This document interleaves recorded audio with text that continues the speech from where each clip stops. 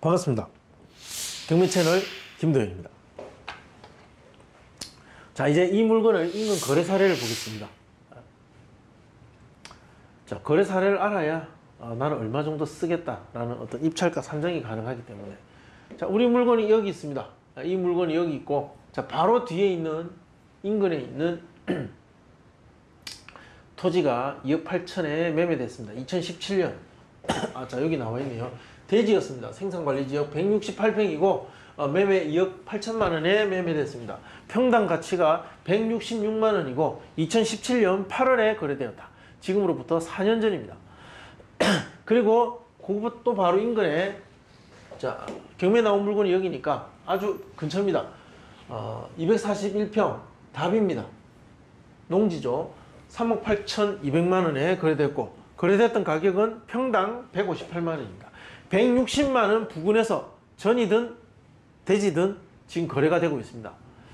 사정이 개입되기 때문에 그 사정 개입이 굉장히 큽니다. 그래서 가격 격차가 많이 날 수 있습니다. 이 사정에 따라서. 자, 또 인근에 있습니다. 대지고 평당 250만 원에 거래됐습니다.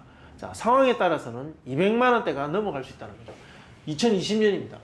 최근이죠. 그러니까 160만 원, 170만 원, 이거는 사실 4, 5년 전의 가격이고, 최근에 오면, 즉 2020년 정도 오면 평당 250만 원도 있더라는 거죠. 그리고 또 인근에 거래된 전입니다. 120만 원. 그러니까 가격의 어떤 그 편차의 범위가 굉장히 넓습니다.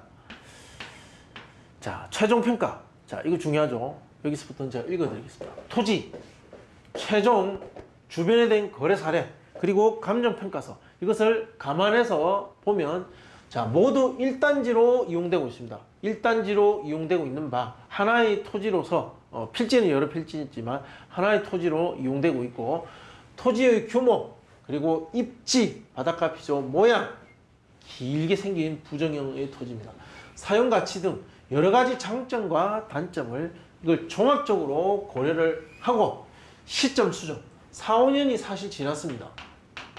시점 수정에 따른 가치 변동도 반영을 해야 되는데, 자, 코로나 등의 영향으로 실질적 상승은 사실 없다고 가정을 하는 거죠.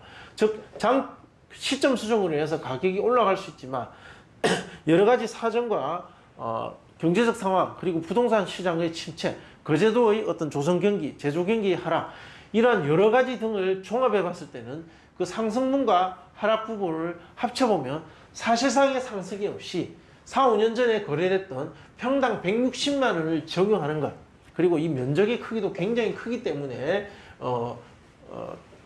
평당 가치는 좀 더 낮게 측정해야 됩니다. 따라서 한 180 정도, 160에서 180 정도지만 하한가인 160만 원 정도를 적용하는 것이 가장 현실적이고 바람직하다라는 판단을 했었습니다.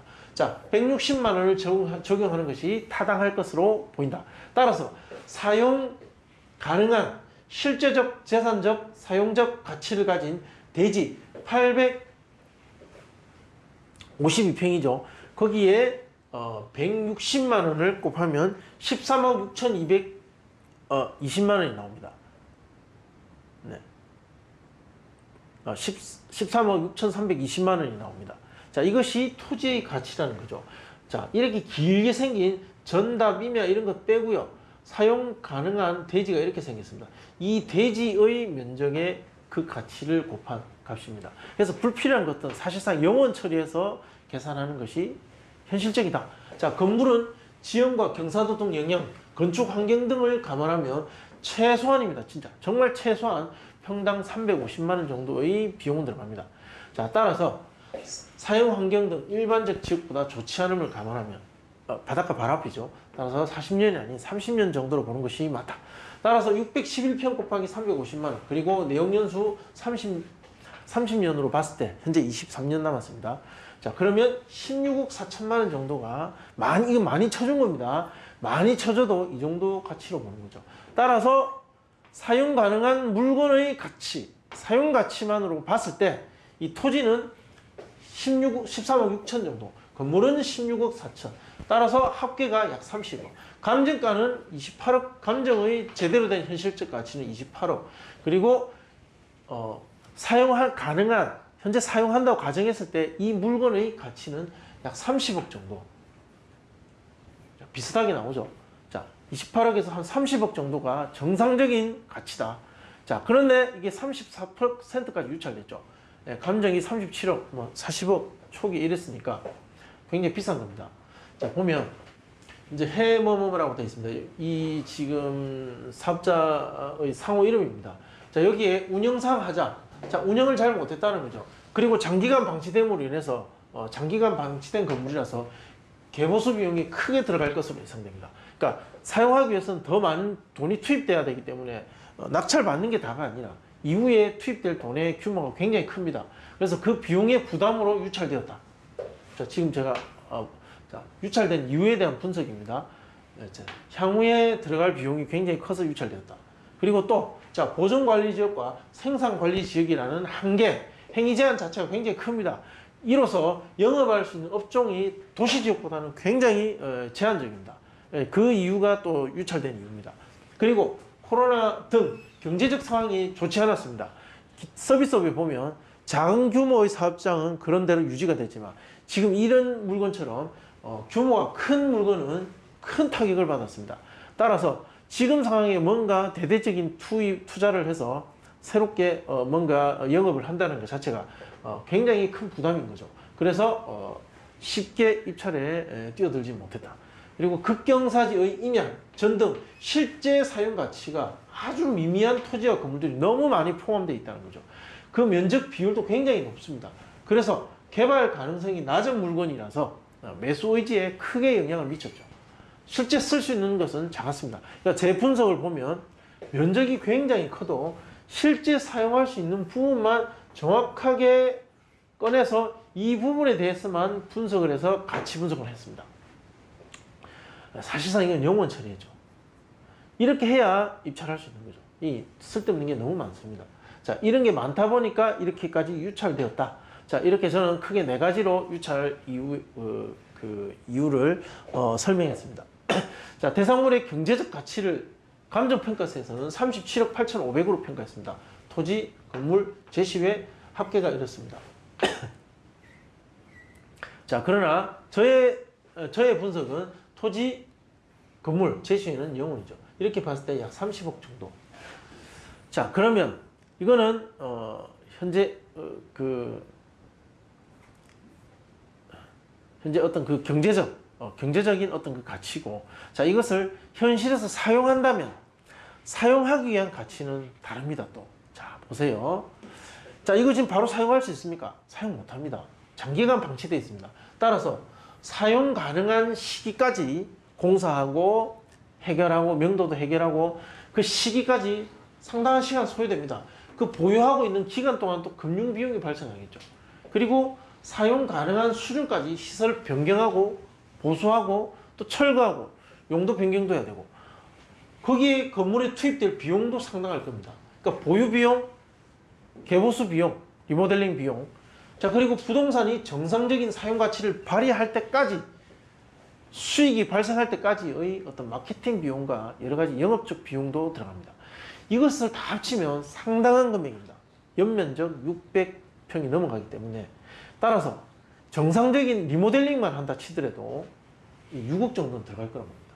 물론 어떤 업종을 하고 어느 정도 퀄리티를 가진 건물로 탈바꿈 시킬 거냐에 따라서 비용은 천차만별입니다. 아주 일반적인 수준을 봤을 때 이 1, 2, 3 이것을 다 합치면 최소한 6억에서 10억 정도는 들어간다는 것이 아주 상식적인 범위에서의 계산입니다. 따라서 현재 이 물건의 살아있는, 우리가 교환할 수 있는 이 물건의 경제적 가치는 30억으로 봤는데 실제 사용 가능한 데까지의 투입될 비용까지 감안한다면 가장 합리적이고 아주 현실적인 가치는 이 반영될 상한 정도의 10억 정도를 반영해야 됩니다. 이 비용은 앞으로 들어가야 되는 비용이기 때문에 건물을 건물답게 제대로 사용하게 만들려면 10억의 돈이 필요한 거죠. 따라서 30억의 가치가 있지만 현실적으로는 10억 원을 감가해줘야만 매수자 입장에서는 그 합리적인 가치가 된다는 거죠. 따라서 최종 최종 분석 가치는 약 20억 원 수준으로 매입하는 것이 가장 합리적이다. 이렇게 보는 거죠. 예. 물론 20억 입찰한 건 아닙니다. 이것이 최종 가치라는 거죠. 이 가치가 이러하기 때문에 자 이제 얼마 정도 써서 낙찰을 받으면 된다. 이렇게 분석이 들어가는 겁니다. 실제 최저가는 한 13억이죠. 실제 이 물건이 발휘할 수 있는 최고의 어떤 가치는 한 20억 정도 수준이라는 거죠. 여기에 또 투입돼야 될 현금량이 어마어마합니다. 따라서 이 사이에 어느 금액에서 낙찰을 받아야 경매로서의 이익이 있다라는 겁니다. 자, 이렇게 분석하는 겁니다. 최종 권장 입찰가 부분은 오픈해 드릴 수는 없고 낙찰을 받은 사건은 아닙니다. 하지만 분석하는 과정을 여러분들한테 설명드리면 유익할 것이고 경매 학습에 도움이 될 것 같아서 낙찰을 받지 않았기 때문에 이렇게 오픈해서 수업을 할 수 있습니다. 만약에 낙찰을 되었다면 이렇게 수업할 수 없습니다. 그 낙찰자의 어떤 개인적인 정보고 그가 오픈되기를 선호하지 않습니다. 그래서 수업할 수 없는 내용이 될 수도 있었고 수업할 수 있는 내용도 될 수 있는데 이것은 저희가 폐차했기 때문에 이렇게 온라인으로 수업을 할 수가 있습니다.